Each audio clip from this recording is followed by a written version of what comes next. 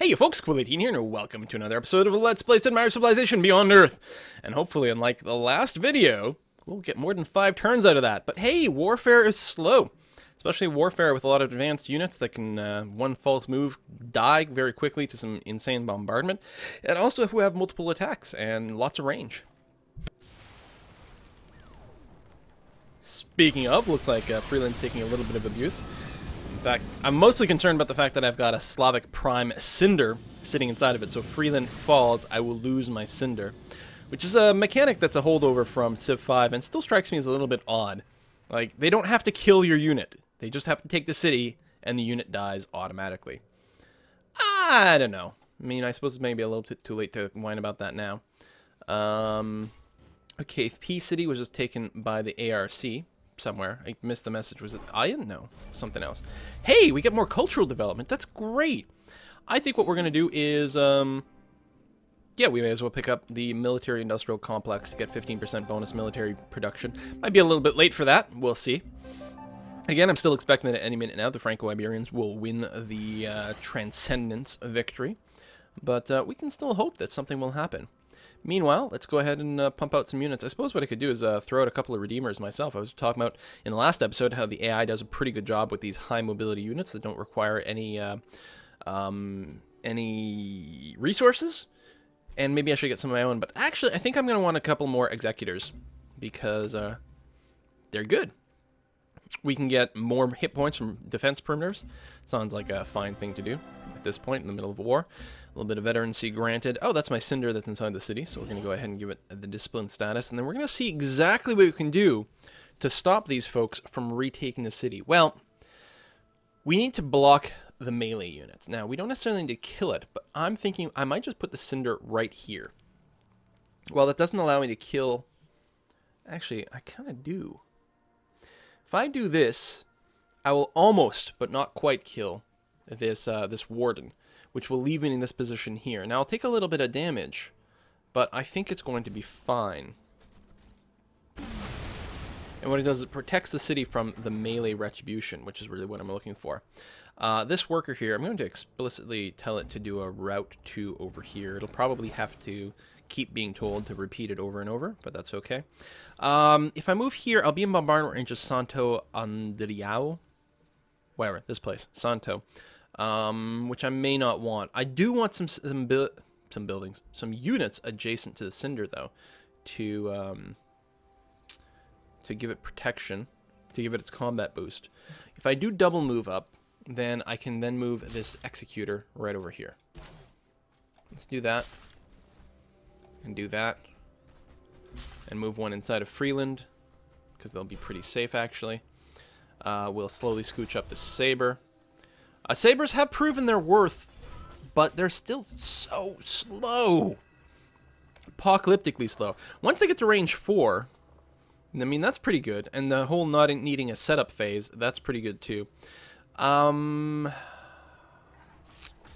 that's a good question.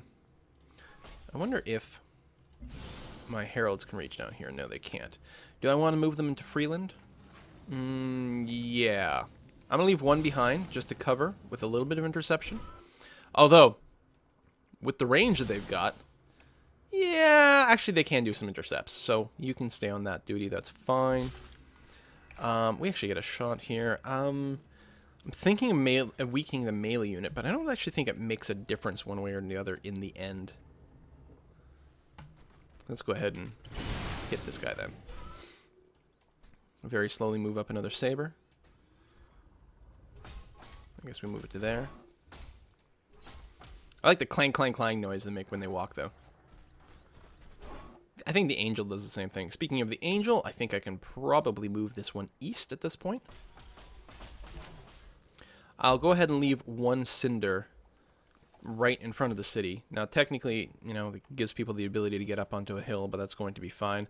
And put them on fortified duty, and then they'll be covered by the Arbiters as well. Did we lose an Arbiter? Oh, no, the Arbiter's in the city healing up. That's fine.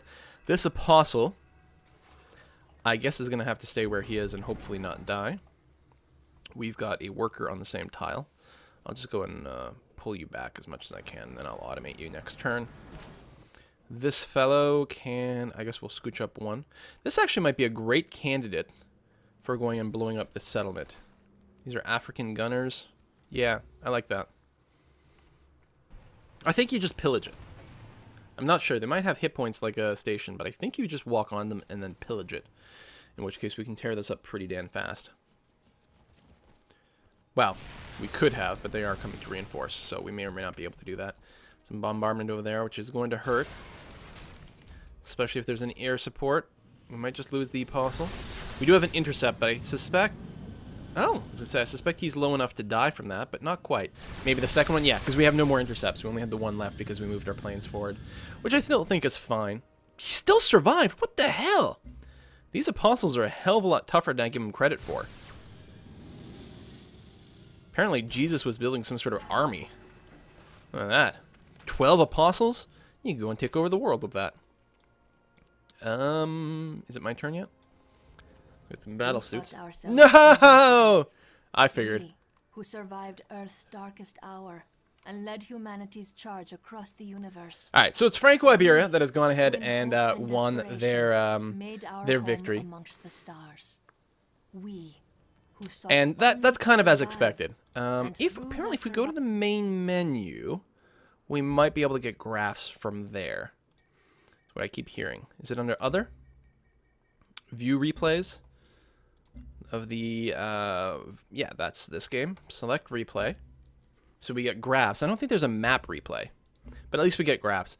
So where are we in all this? We are here. So our score was going up right at the end when we took that capital, but we were always sort of middling. We never really made a really strong move, unfortunately.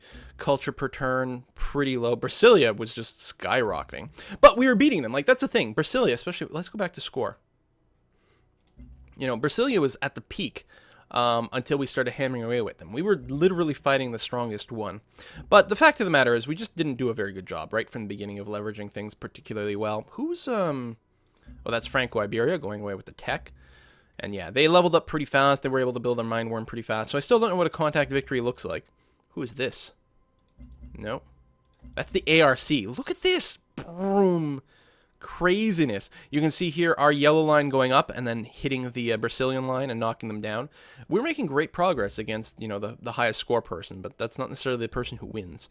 Our science, oh, I thought it was this yellow line. Our science was actually pretty much in the same pack as the other leading AIs. Not quite ahead of them, but actually, given the fact that they're on Apollo difficulty, that's not terrible.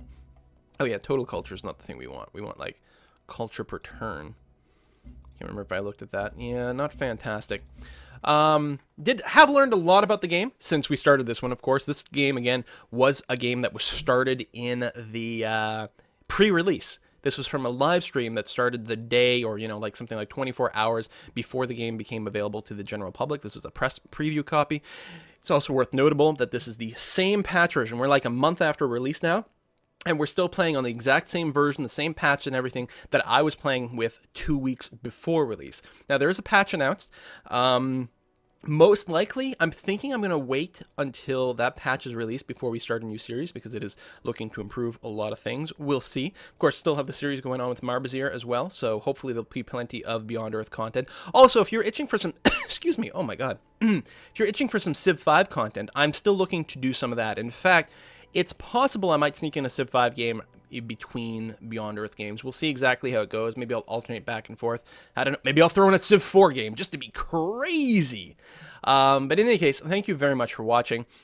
I apologize that this game wasn't a win. Certainly there was plenty of mistakes made along the way. I mean, there'll always be mistakes, but this was, you know, extra learningness going on here. But I certainly had a lot of fun with it. I hope you did too. See you next time, folks. Bye-bye.